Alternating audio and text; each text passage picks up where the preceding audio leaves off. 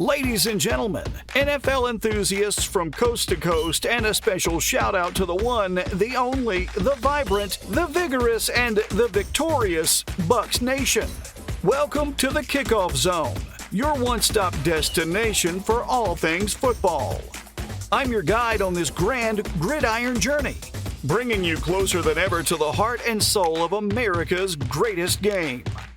Today we're diving deep into the waters of Tampa Bay, where the Buccaneers proudly raise their flags. So put on your eye patches, raise your tankards high, and get ready to immerse yourselves in the fascinating story of the Buccaneers.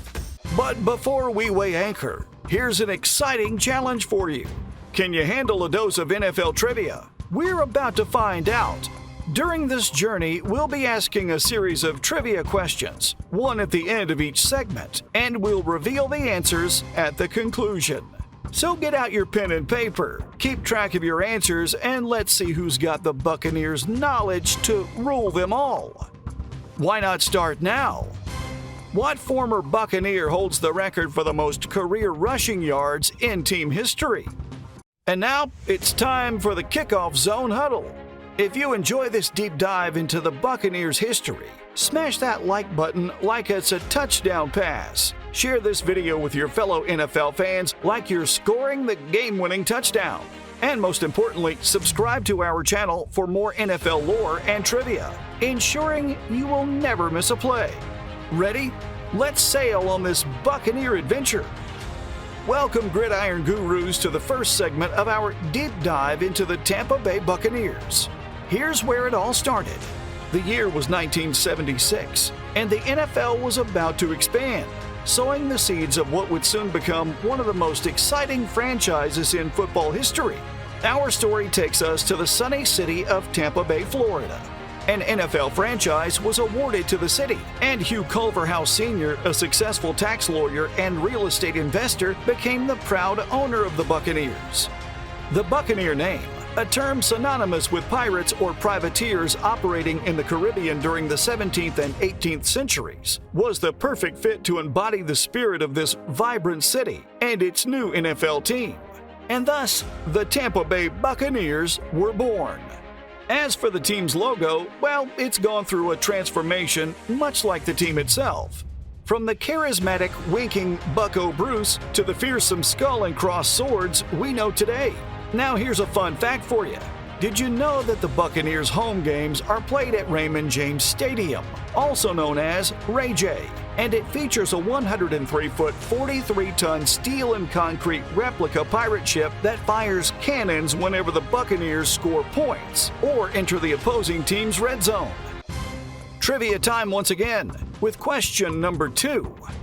What significant change did the Buccaneers make to their uniforms in the 1997 season? So, Bucs Nation and football fanatics, let us know how you're enjoying the journey so far. Are you ready to set sail for the next segment? Or is there something else you'd like to explore in this part of Buccaneers history? Let us know in the comments. Our narrative begins with Doug Williams, the man who blazed the trail. Drafted in 1978, Williams was more than a Bucs legend. He was a beacon of leadership, steering the Buccaneers to 3 playoff appearances and the 1979 NFC Championship game, before making history as the first black quarterback to win a Super Bowl with the Washington Redskins. His dynamic playing style established the Buccaneers as a franchise to watch. Fast forward to 2002, the landmark year in Buccaneers history. With a tenacious John Gruden at the helm, the Buccaneers stormed the field with a formidable crew, including iconic figures like Warren Sapp, Derek Brooks, John Lynch, and Rondé Barber. This unit, aptly named the Tampa 2 defense, was a force of nature that left opponents dazed. Their dominance wasn't only in the regular season, but extended to Super Bowl 37, where they showcased their prowess against the Oakland Raiders with a resounding 48-21 victory. This triumph wasn't just a win. It was a statement to the world that the Buccaneers were not just participants, but champions in their own right. Fast forward yet again to the year of 2020, where an iconic figure, Tom Brady, joined the Buccaneers. Teaming up with an elite crew, Brady led the Buccaneers to Super Bowl 55. Demonstrating an unmatched dominance, the Buccaneers outplayed the Kansas City Chiefs on their home turf, Raymond James Stadium, scoring a decisive 31-9 victory. Here's another fun fact for you. The Tampa Bay Buccaneers are one of only 2 NFL teams that have never lost a Super Bowl, sharing this distinction with the Baltimore Ravens. And now, some more trivia. Who was the MVP of Super Bowl 37? Think hard. It's not as easy as you think. The Tampa Bay Buccaneers are on the cusp of transformation as they gear up for the 2023 season. Tom Brady's cheers, though missed, still reverberate through the air of Raymond James Stadium. But even as one era came to a close with his retirement, another has dawned, brimming with hope and anticipation. After finishing the previous season at 8-9, the Buccaneers find themselves in a rebuilding phase. Yet every Buccaneer knows that it's during such times of adversity that teams reveal their true character.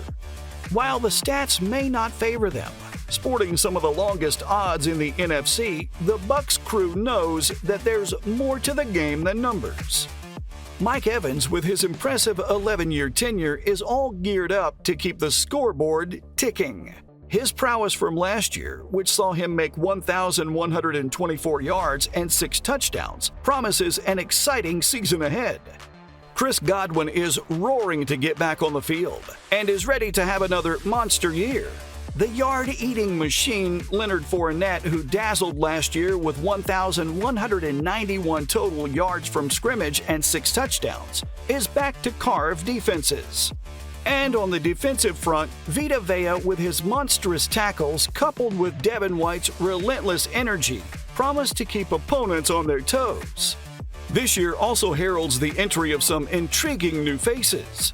Baker Mayfield, with his 1-year contract, is set to stir the quarterback's pot, contending fiercely with Kyle Trask for the starting position.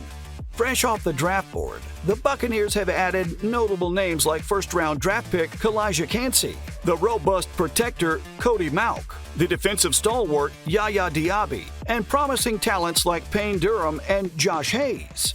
The Advent Training Center has been abuzz with new activity as these Buccaneers, both seasoned and new, come together, building a synergy that fans hope will spring surprises this season. Back to trivia and question number 4. Who was the first ever draft pick in Tampa Bay Buccaneers history? Here's a hint. He may be the greatest Buccaneer of all. Buccaneer Nation, what a journey we've taken today.